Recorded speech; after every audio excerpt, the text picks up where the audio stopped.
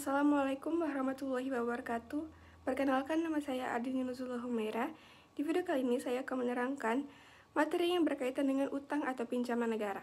Adapun materi-materi yang akan dibahas di materi utang atau pinjaman negara ini adalah macam dan ciri utang negara, sumber utang negara, beban dari utang negara, masalah pengelolaan utang negara, utang luar negeri untuk pembangunan ekonomi, meringankan beban utang, posisi utang luar negeri Indonesia, dan pembayaran utang luar negeri dalam hubungannya dengan APBN. Tanpa berlama-lama, langsung saja kita masuk ke pembahasan yang pertama, yaitu macam dan ciri utang negara. Macam dan ciri utang negara ini terbagi menjadi 4. Yang pertama ada utang dengan jaminan dan tanpa jaminan. Sebutan untuk utang dengan jaminan adalah reproductive debt, adalah utang yang dijamin atau didekking seluruhnya dengan kekayaan negara yang berutang atas dasar nilai yang sama besarnya. Dan untuk sebutan tanpa jaminan adalah dead weight debt, adalah utang yang tanpa disertai dengan jaminan kekayaan. Lalu yang kedua, utang sukarela dan utang paksa. Utang paksa adalah utang yang pengumpulannya dapat dipaksakan. Sedangkan utang sukarela, pemberi utang bebas menyerahkan dananya tergantung pada kemauan mereka sendiri. Namun jumlahnya yang dapat dikumpulkan oleh negara biasanya tidak terlalu besar. Dan yang ketiga, utang dalam negeri dan utang luar negeri. Utang dalam negeri adalah utang yang berasal dari orang-orang atau lembaga-lembaga sebagai penduduk negara itu sendiri atau dalam lingkungan negara itu sendiri. Sedangkan utang luar negeri adalah utang yang berasal dari orang-orang atau lembaga-lembaga negara lain. Dan yang terakhir itu suku bunga utang. Ada ketentuan bahwa utang negara dikenai tingkat bunga yang tetap. Artinya, jika tingkat bunga ataupun harga-harga umum naik atau turun, maka tidak akan ada perubahan dalam suku bunga yang dikenakan. Selanjutnya, sumber utang-utang negara. Dalam sumber dalam negeri maupun utang negara dapat dikelompokkan menjadi 4 sumber. Yang pertama, dari para individu dalam masyarakat, dari sektor perusahaan, dari bank umum, dan dari bank sentral. Para individu sebagai kreditur. Pemberian utang oleh para individu diantaranya dengan cara pembelian obligasi negara. Pembelian obligasi negara akan menekan harga surat berharga yang lain, seperti surat-surat saham, dan ini akan meningkatkan suku bunga bank sehingga menekan keinginan untuk berinvestasi dan menghambat ekspansi perusahaan. Yang kedua, lembaga keuangan bukan bank sebagai kreditur. Negara dapat menjual surat obligasi negara kepada perusahaan asuransi dan sebagainya yang bukan bank. Pembelian obligasi jenis ini dilakukan dengan menggunakan dana yang menganggur, yang seharusnya dapat pula dipakai untuk membeli surat-surat saham dan lain sebagainya. Dan ketiga, bank-bank umum sebagai kreditur. Karena kemampuannya memberikan kredit berbeda dengan lembaga keuangan lain, maka perkreditan dari bank umum dapat menciptakan tenaga beli baru dengan mendasarkan pada backing dana utama yang dipunyai bank. Dan terakhir, bank sentral sebagai kreditur. Negara dapat menjual obligasi kepada bank sentral.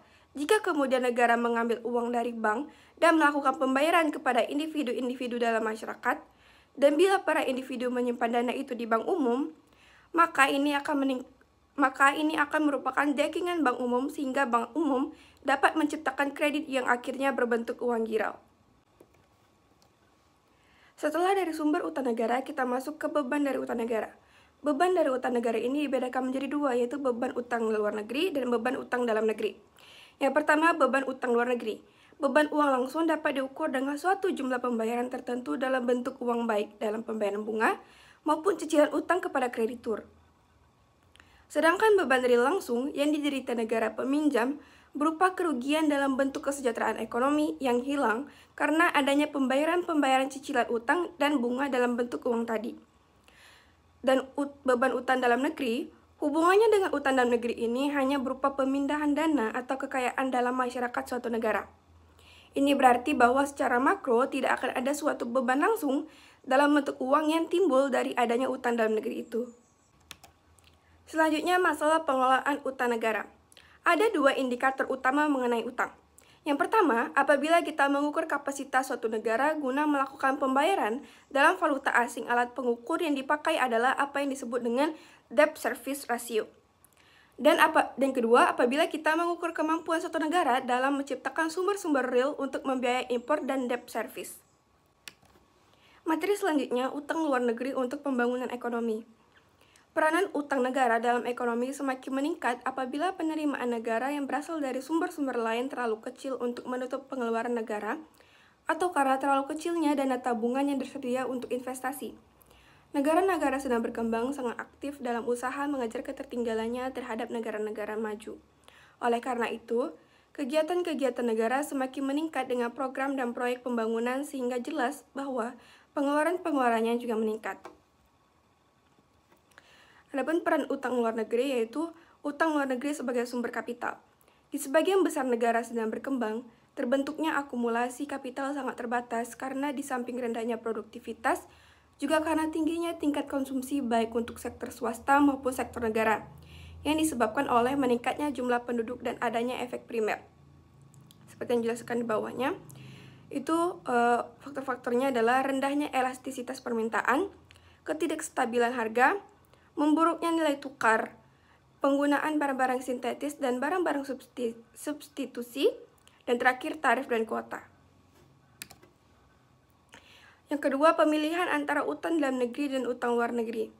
Pemilihan antara utang dalam negeri dan utang luar negeri adalah keputusan strategis yang harus diambil oleh pemerintah berdasarkan kondisi keuangan, kebijakan ekonomi, dan faktor-faktor lain. Beberapa pertimbangan yang biasanya mempengaruhi pemilihan ini adalah tingkat suku bunga, kurs valuta asing, kapasitas pembayaran, kredibilitas pemerintah, dan tujuan penggunaan dana itu sendiri untuk apa. Dan utang luar negeri dan inflasi. Utang luar negeri berdasarkan pengalaman Indonesia dapat digunakan untuk membendung inflasi melalui penggunaannya untuk mengimpor barang-barang, baik barang konsumsi maupun alat-alat kapital. Sehingga harga-harga akan tetap kalau tidak bahkan menurun. Hal ini disebabkan oleh sifat inflasi di satu pihak adalah adanya kebanjiran tenaga beli sebagai akibat dari besarnya pengeluaran negara yang dicerminkan dalam defisit anggaran belanja, dan di lain pihak adanya kekurangan barang dan jasa dalam perekonomian. Lalu kapasitas untuk membiayai utang luar negeri Indonesia. Kapasitas Indonesia untuk membiayai utang luar negeri tergantung pada sejumlah faktor ekonomi dan kebijakan pemerintah. Beberapa pertimbangan yang mempengaruhi kapasitas ini meliputi pendapatan dan perekonomian, neraca pembayaran, kurs valuta asing, tingkat bunga utang, kebijakan fiskal dan moneter, dan kredibilitas pemerintah.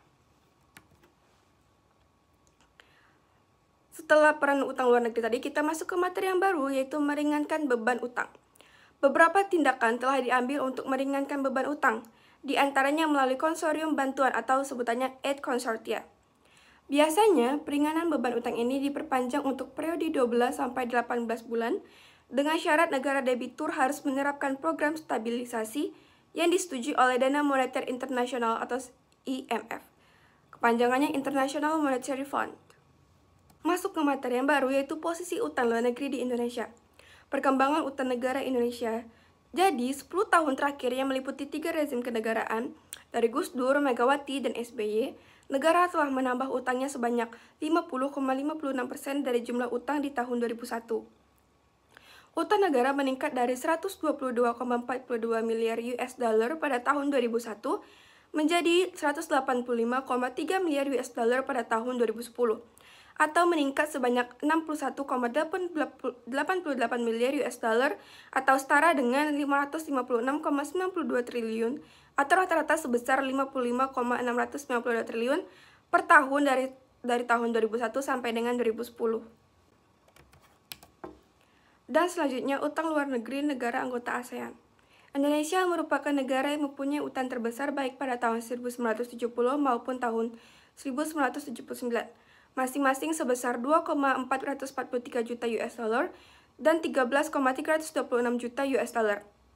Untuk mengetahui beban utang luar negeri pada saat itu, pembayaran cicilan dan bunga utang dibandingkan dengan besarnya pendapatan nasional atau GNP dan hasil penerimaan ekspor barang dan jasa, sehingga tampak bahwa pada tahun 1979, Indonesia memikul beban yang terberat, kemudian diikuti oleh Filipina.